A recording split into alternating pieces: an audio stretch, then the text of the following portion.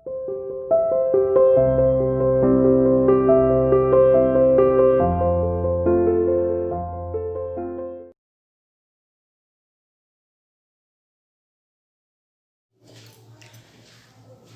students, welcome to UCR International School online classes. Students, how are you?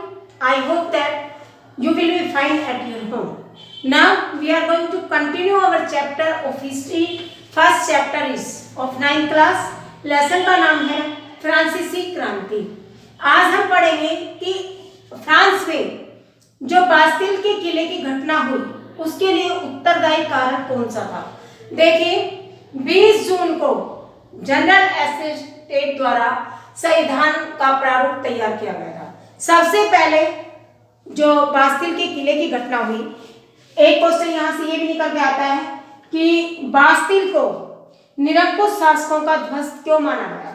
Bastille एक किला था, एक jail थी जिसमें लोगों को वहां पर कैदी बनाकर रखा जाता था. जब उस समय पाव रोटी की कीमतें इतनी बढ़ गई, औरतों को घंटों लाइन में खड़े होकर इंतजार करना पड़ता था. एक तो भूख ने सता रखा था, दूसरा समाज में 3 वर्गों की स्थिति ने माहौल खराब कर रखा था, और चौथा मजदूरी जो लोग करते थे उनका पारिश्रमिक वेतन नहीं बढ़ रहा था, परिश्रम बढ़ रहा था. काम उन्हें रात दिन करना पड़ता था, लेकिन उसके बदले में उनको वेतन बहुत कम दिया जा रहा था. और इसके बाद फ्रांस ने जो 20 जून को सम्राट ने करों के अनुमोदन के लिए प्रस्ताव पास करने के लिए जब उनको बुला रखा था, तो वो उस समय समाज से, लोगों की स्थिति से सम्राट को कोई मतलब नहीं था. उसने वर्साय के महल में अपना संविधान का प्रारूप क्या होना चाहिए इसको बनाने में वो व्यस्त थे. जब लोगों को ये पता लगा तो उन्होंने धीरे धीरे अपनी बात को कहने के लिए वो सम्राट की तरफ, पेरिस की तरफ कूच कर गए. लेकिन राजा ने सेना को बुलाया और सशस्त्र विद्रोह करने की उनको घोषणा कर दी. अब लोगों में यह अफवाह फैल गई कि राजा ने उन्हें मरवाने के लिए सेना को वहां पर बुलाया. इसलिए 7000 स्त्री पुरुष टाउन हॉल के सामने एकत्रित हो गए, और जब उन लोगों ने देखा कि हम नियत थे, हमारे पास हथियार नहीं है, तो उन्होंने बास्तिल के किले पर हमला बोल दिया, ये सोचकर कि वहां पर हथियार उन्हें मिलेंगे. लेकिन वहां पर कोई नहीं मिला, केवल 7 कैदी मिले जिनको छुड़ा लिया गया था. इसी घटना को बास्तिल के किले की घटना के नाम से जाना जाता है कि ये वहां के राजाओं की स्वेच्छाचारिता को, निरंकुशता को दर्शाते हैं कि जो अपने में व्यस्त थे, अपनी राजतांत्रिक प्रभाव को बढ़ाने में व्यस्त थे, बजाय जनता की समस्याओं को दूर करने के.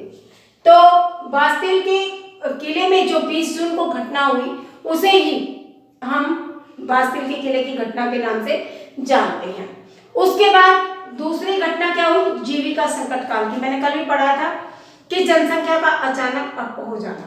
1715 में जनसंख्या 23 करोड़ थी और 1789 में बढ़कर ये 2.8 करोड़ हो गई, जिसकी वजह से लोगों के पास पहले खाने का अभाव था और उसके बाद स्थिति और विकट होती चली गई. लोगों के पास खाने के जो साधन थे जीविका के, वो कम पड़ने लगे. इसीलिए इस दौर को 1715 से लेकर 1789 वाले समय को जीविका संकट काल, जिसमें खाने का भी अभाव हो, खाने को भी लोगों को नहीं मिल पा रहा था, ऐसी स्थिति को जीविका संकट काल कहा जाता है, जिसमें जनसंख्या चरम सीमा पर थी, लेकिन खाने के लिए लोगों के पास साधन खत्म होते जा रहे थे.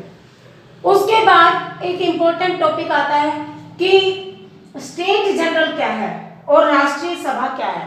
बार बार ये टॉपिक उठता है. सबसे पहले फ्रांस में स्टेट जनरल हुआ करती थी. ये वहां की एक राजनीतिक संस्था थी जिसमें प्रत्येक वर्ग के हिसाब से एक मत, यानी वर्ग के हिसाब से एक मत होगा, इस निर्णय पर चुनाव होता था. तीसरे वर्ग को, पहले 2 वर्ग के लोग थे उनको कुर्सियों पर बैठाया गया टाउन हॉल में, और तीसरे वर्ग के लोग कुर्सियों के पीछे खड़े हुए थे, उनको कोई सम्मानित दर्जा नहीं मिला।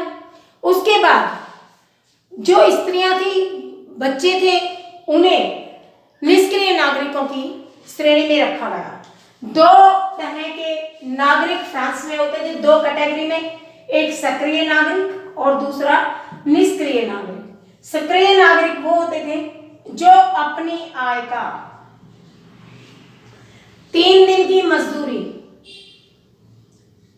उस राजनीतिक संस्था जनरल सभा के मेंबर्स को वोट देने के बदले देते थे। यानी वहां पर चुनाव में मत देने का अधिकार केवल उस व्यक्ति को था जिसकी एज 25 ईयर्स हो। कितनी? 25 ईयर्स या इससे ऊपर।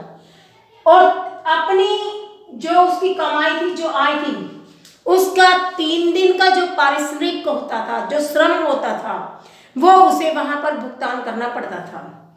इस तरह से तीसरे वर्ग के लोग जो थे वो इस चीज से खुश नहीं थे। उन्होंने क्या किया, इसमें कुछ धीरे धीरे बुद्धिजीवी लोग भी जुड़ गए थे, शिक्षक हो गए, वकील हो गए, मध्यम वर्ग के लोग हो गए।